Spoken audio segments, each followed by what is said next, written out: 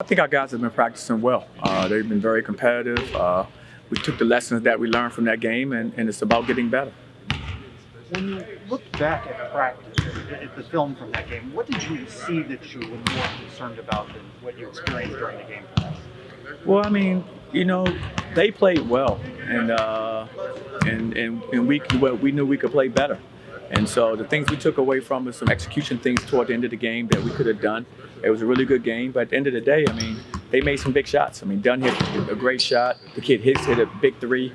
So coming in the last 30 seconds, they got 2 threes that were contested that they knocked down. And so you have to give them credit for that. And so it's a tough loss for us and a good win for them. Memphis is one of the better teams in the American, top 3, top 4 teams. What do you think their biggest challenges they pose to you guys? Well, they're long, they're athletic. They have some experience with Williams and Quinez and all of their players that they had that are back from last year. So they're a talented basketball team. How did you use the time off? You didn't have that game Saturday. How did you make use of that time and make it effective for your team? We watched film. We were able to get in and have a few practices, and so we tried to be smart about it. We didn't want to, just overly wear our guys out, with a week of being off from a game. So we tried to make sure that we practiced, and then we wanted to give them a break, and then started back up our practices again today in preparation for Memphis as well. That game was canceled or postponed, I guess, because of COVID within the Tulsa program. But how are you guys as a staff continuing to educate your players, about the Omicron variant and what's out there? Well, we've told our players that we want to act like everyone has it. And I think that's the best way to approach it. If you do that, then you'll take the precautions of social distancing, washing your hands, wearing your mask when possible. So those are things that we try to encourage our guys to do as they go forward. You're familiar with Memphis. What's the mark of a Penny Hardaway team?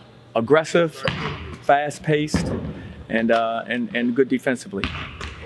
Isaiah Adams, he hasn't exactly had the same amount of impact he's had early this season compared to last year, I guess, when he was on fire and really making an impact. What do you think he needs to change, or what do you think needs to happen for him to get going? He needs to stop pressing, let the game come to him. Like most young players, especially in his sophomore year, oftentimes, coming off of a year like he had, your expectations are to even do more, and then you have to remember, you've been scouted even more now because they had a year to kind of learn all about your game. And so you have to continue to grow. And part of your growth is actually what he's going through. I mean, I think Darren went through that a little bit last year as a sophomore, and you see the kind of jump he's made as a junior. So it's just the natural maturation of a player in the collegiate athletics. After the back-to-back losses that you've experienced, what have you seen from your seniors and the leaders on your team?